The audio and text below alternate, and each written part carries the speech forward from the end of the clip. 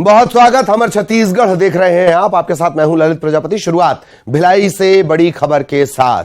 भिलाई में जल संकट गहरा गया है। शहर में 2 दिनों तक पानी की सप्लाई बाधित रहेगी।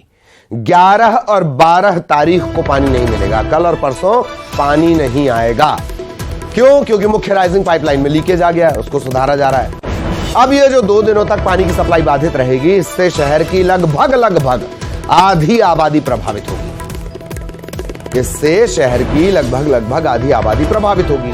सवाल यह है कि कई बार न्यूज 18 ने आपको खबर दिखाई है, बारिश पूर्व मेंटेनेंस, फलाना मेंटेनेंस, धमाका मेंटेनेंस, इन सब के नाम पर कई बार पाइपलाइन जो पानी की सप्लाई है वो रोकी गई। पाइपलाइन में मरम्मत का काम चल रहा है, नई पाइपलाइन हो रही है, वॉल्व का काम हो रहा है, वॉल्व को सुधारा जा रहा है। यह भी हमने कई बार आपको बताया, और इसके बावजूद भिलाई में जल संकट आया। सहयोगी मिथिलेश हमारे साथ जुड़े हुए हैं। सीधा आपको मिथिलेश के पास लिए चलेंगे। मिथिलेश, लगातार हमने खबरें दिखाई हैं, ये सप्लाई, वो मेंटेनेंस, वो वॉल्व, पर हालात तो जस के तस हैं। 2 दिन तक पानी नहीं, आधी आबादी प्रभावित। जी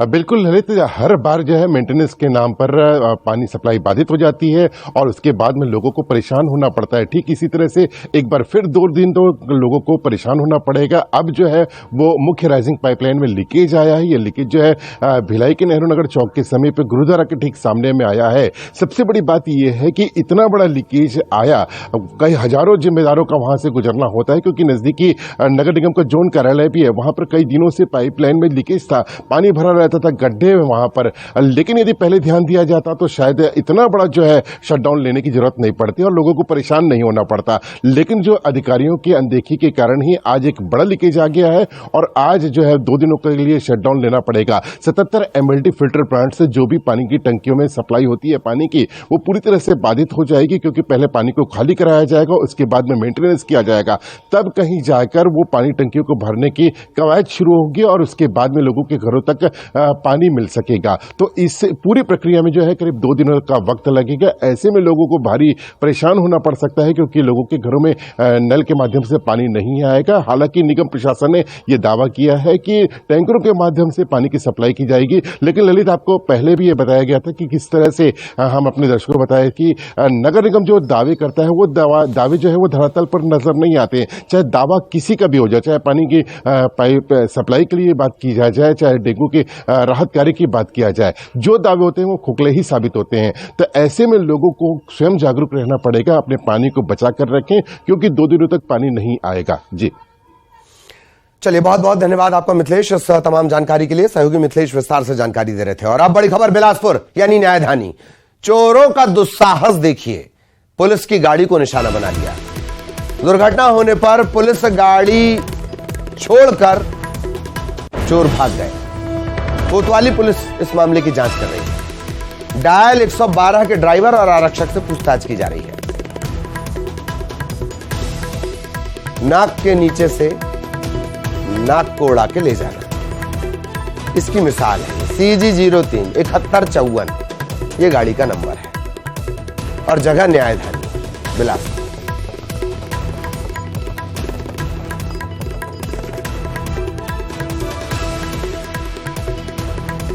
न्यायधानी बिलासपुर में चोरों का दुस्साहस, पुलिस की गाड़ी को ही निशाना बना लिया। फिर दुर्घटना हुई और गाड़ी छोड़कर चोर भाग गए। पुलिस पड़ताल कर रही है। ये जो गाड़ी है डायल 112, इसके ड्राइवर और आरक्षक जो 2 लोग एक गाड़ी के साथ होते हैं, उनसे पूछताछ की जा रही है।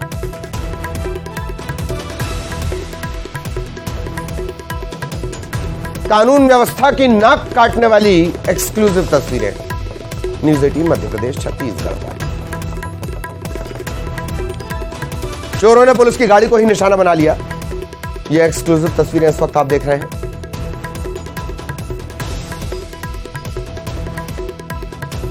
यह है कानून का इकबाल, यह है वर्दी वालों का खौफ। इसी बिलासपुर में कोरोना संक्रमण काल के दौरान बेल्ट से पीटते हुए नजर आए थे वर्दी वाले। कई बार कानून के रखवालों ने कानून को अपने जूते की नोक पर रख दिया। आज उसी बिलासपुर में कानून की रखवालों की नाक के नीचे कोई उनका घोड़ा उठा के ले गया। न्यायधानी। हम कोशिश कर रहे हैं उमेश मौर्य हमारे साथ जुड़े, हमारे सहयोगी, और उनसे हम और ज्यादा जानकारी लें। तो तब तक ये तस्वीरें देखिए, कोतवाली पुलिस इस मामले की पड़ताल कर रही है। डायल 112 के ड्राइवर और आरक्षक संदेही है ये। इस तरह की बात निकलकर सामने आई है, लिहाजा इनसे पूछताछ की जा रही है। कैसे हुआ, क्यों हुआ, ये तमाम सवाल बेहद जरूरी।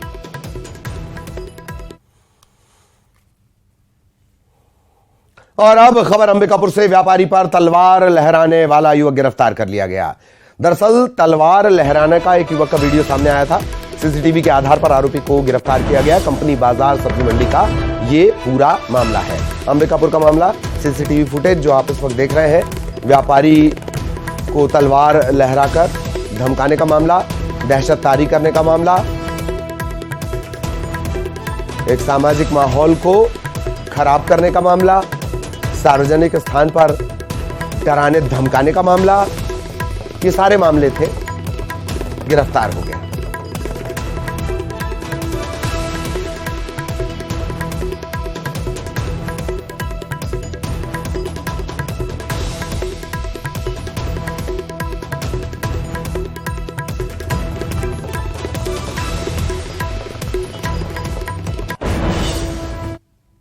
और अंबिकापुर से एक और बड़ी खबर, आज साइबर थाने का उद्घाटन होगा।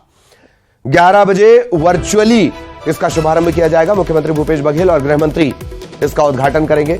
छत्तीसगढ़ में यह तीसरा साइबर थाना खुल रहा है। साइबर क्राइम पर रोक लगाने की कवायद के मद्देनजर इसे देखा जा रहा है। आईजी, एसपी और तमाम जो पुलिस के अधिकारी हैं वो मौजूद रहेंगे। तीसरा साइबर थाना अंबिकापुर के खाते में। आज साइबर थाने का उद्घाटन होना है। 11 बजे वर्चुअली इसका शुभारंभ होगा।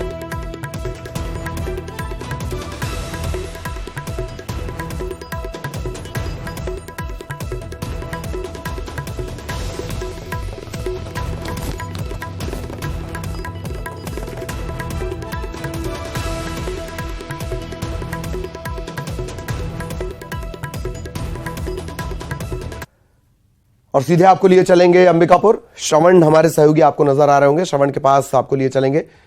श्रवण, मेरा ख्याल है थाने के सामने ही इस वक्त आप हैं। क्या कुछ अपडेट इस मामले में?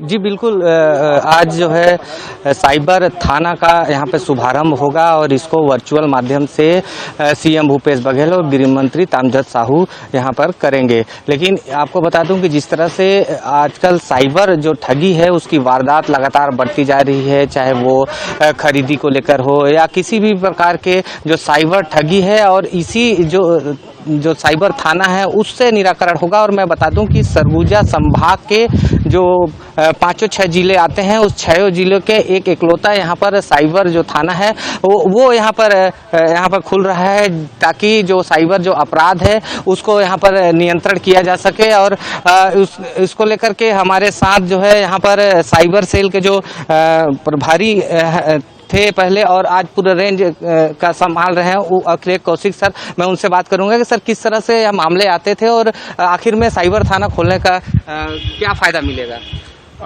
जैसा कि आप सभी जानते हैं कि पिछले कुछ वर्षों से लगातार साइबर क्राइम की घटनाओं में बढ़ोतरी हुई है। साइबर क्राइम के अंतर्गत जैसे कि साइबर फ्रॉड आते हैं, जिसमें किसी व्यक्ति के साथ छल करते हुए कई हज़ार रुपये, कई लाखों रुपयों की ठगी कर ली जाती है। इसी प्रकार से सोशल मीडिया के माध्यम से भी कई प्रकार के फ्रॉड किए जा रहे हैं। किसी का आईडी का प्रतिरूपण करके उनके साथ में फिर एक्सटॉर्शन करने का रैकेट चलाया जा रहा है। तो इस प्रकार के बहुत सारे साइबर क्राइम की घटनाएं लगातार देखने को मिल रही है। तो इसी कारण से रेंज स्तर पर एक साइबर थाना खोले जाने की परिकल्पना 2020 में की गई थी और हमारे छत्तीसगढ़ के यशस्वी मुख्यमंत्री के मार्गदर्शन से आज सभी रेंज मुख्यालयों में इसका उद्घाटन किया जा रहा है। इसके अंतर्गत ऐसे मामले की विवेचना की जाएगी जिसमें अत्यधिक धनराशि की ठगी की गई है या फिर कोई जटिल प्रकृति के हैं या इंटेलेक्चुअल प्रॉपर्टी राइट से संबंधित है, ऐसे मामलों का इन्वेस्टिगेशन इसमें किया जाएगा। सर कितना यहाँ पे खुलेगा तो लाभ मिलेगा, दिक्कत क्या आती थी नॉर्मल थाने में? नॉर्मल थानों में भी अभी जैसे कि सभी जिलों में एक एक साइबर सेल ऑलरेडी संचालित हो रहा है और वहाँ पे भी इन्वेस्टिगेशन किया जा रहा है।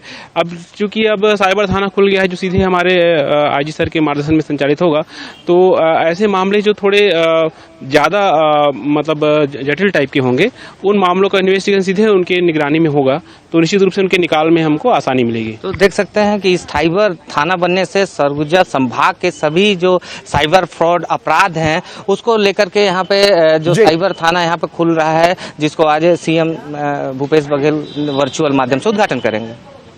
बिल्कुल, बहुत बहुत धन्यवाद आपका और आपके साथ जो जुड़े उनका भी बहुत बहुत धन्यवाद। तो एक तरफ थाना खुल रहा है, दूसरी तरफ पैंतरा बदल रहा है। साइबर ठगों ने नए पैंतरों के साथ ठगी की घटना को अंजाम दिया है। वॉइस क्लोनिंग के जरिए ठगी के मामले सामने आ रहे हैं। रायपुर पुलिस ऐसे ठगों से बचने की सलाह दे रही है। अन्य राज्यों में वॉइस क्लोनिंग के जरिए ठगी की गई है। ठग आपकी आवाज को रिकॉर्ड करते हैं और हूबहू उसकी क्लोनिंग तैयार कर आपके ही परिजनों को फांस लेते हैं।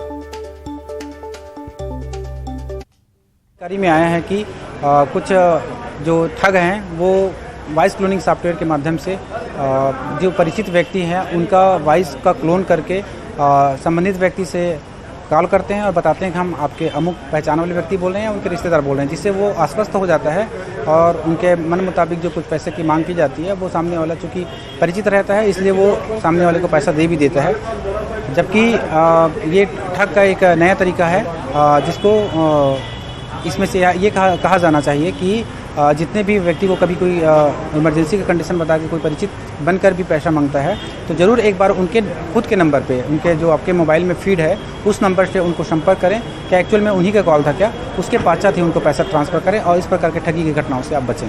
क्लोनिंग कैसे संभव हो पाता है? मेरी अगर आवाज़ है जैसे आप बता रहे थे, किस तरह की संभव है ये वॉइस क्लोनिंग? हाँ, बहुत आसान सी बात है। आपको दिन भर में कम से कम 8 से 10 कॉल आती हैं मार्केटिंग के नाम पे और वहाँ पर वो आपसे बातचीत करते हैं। उस बातचीत में ही आपकी वॉइस को रिकॉर्ड किया जाता है। आपकी रिदम, पिच और एग्जैक्ट वॉइस, इन चीज़ों को मिलाकर एआई के माध्यम से कुछ ऐप इस तरह के काम कर रहे हैं और वो ऐप फ्री अवेलेबल हैं गूगल प्ले पे। तो इसलिए इस पे इस तरह से कोई बहुत बड़ी बात नहीं है। बचने के लिए कोई ऐप है या नहीं वो मैं आपको रिकमेंड नहीं करूंगा, क्योंकि कोई भी ऐप आप अपने मोबाइल फ़ोन में डालें उससे पहले आपको वेरीफाई करना पड़ता है कि ये सही है या नहीं। एग्जाम्पल के तौर पर अगर आप इंटरनेट बैंकिंग के लिए या क्रेडिट कार्ड के लिए कोई भी ऐप डाउनलोड करते हैं या जैसे भारत सरकार का डिजिटल लॉकर है उसको भी डाउनलोड करते हैं तो इससे मिलते जुलते बहुत सारे ऐप गूगल प्ले पर आपको मिल जाएंगे और एक के अलावा बाकी सब फेक होते हैं।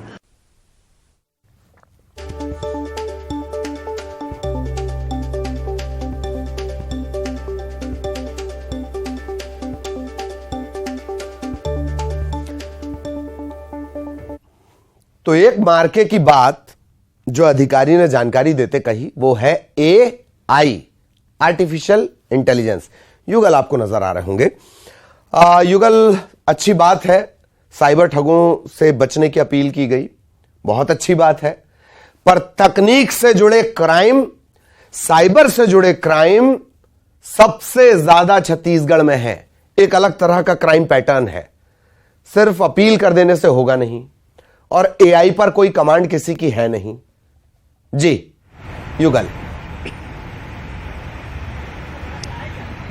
देखिए ललित, अन्य अपराधों को पुलिस चुनौती के रूप में लेती है, लेकिन साइबर अपराध एक बड़ी चुनौती है और सबसे बड़ा अपराध इसे इसलिए कहा जाता है कि चारित्रिक हनन से लेकर के और इसके अलावा आर्थिक रूप से जो है आर्थिक अपराध एक बड़ा अपराध माना जाता है। और ये तस्वीर दिखाना चाहूंगा, रायपुर की तस्वीर है ललित, आप देख सकते हैं। अब साइबर यूनिट तो पहले चलाई जाती थी, अब साइबर थाने भी खोले जा रहे हैं, तो इससे अंदाजा लगाया जा सकता है कि कितने साइबर के मामले हैं वो लगातार बढ़ रहे हैं। और ये कहा जा सकता है कि ये जो वॉइस क्लोनिंग का जो मामला है ये आया है सामने, तो अन्य राज्यों में भी इसके मामले से ठगी हुई है। और आप सोच सकते हैं ललित, हर दिन दर्जनों का लोगों को आते हैं और वॉइस के माध्यम से अगर आप किसी जो है कस्टमर केयर से बातचीत करते हैं या फिर आप किसी कंपनी से बातचीत करते हैं, किसी भी से बात करते हैं, तो वो क्लोनिंग, आपकी आवाज़ों की क्लोनिंग कर लेते हैं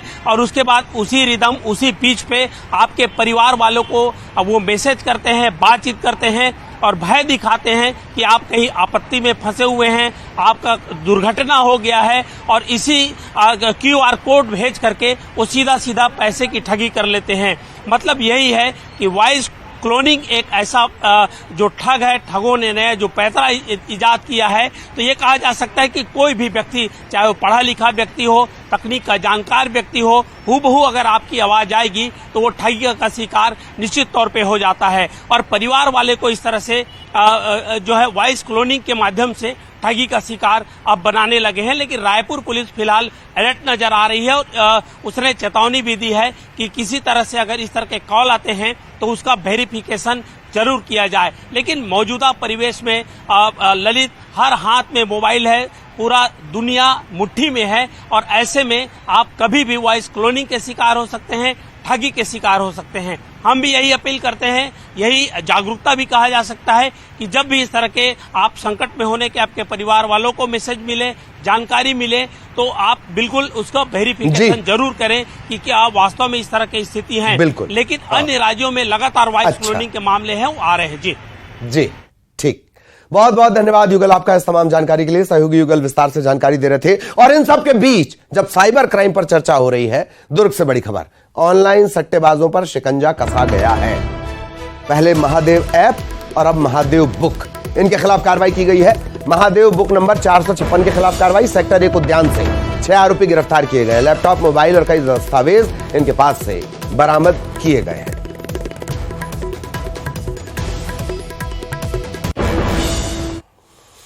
बिलासपुर से बड़ी खबर, 28 किलो गांजे के साथ 2 लोगों को गिरफ्तार किया गया है। उड़ीसा के रहने वाले हैं दोनों युवक। बिलासपुर जीआरपी ने ये कार्रवाई की है। 28 किलो गांजे के साथ 2 गिरफ्तार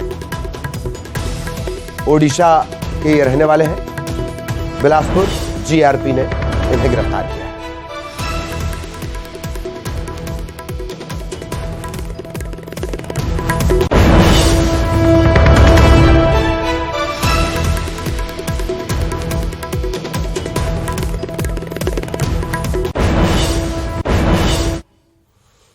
और इसी के साथ हमारे छत्तीसगढ़ में फिलहाल इतना ही। खबरें जारी है।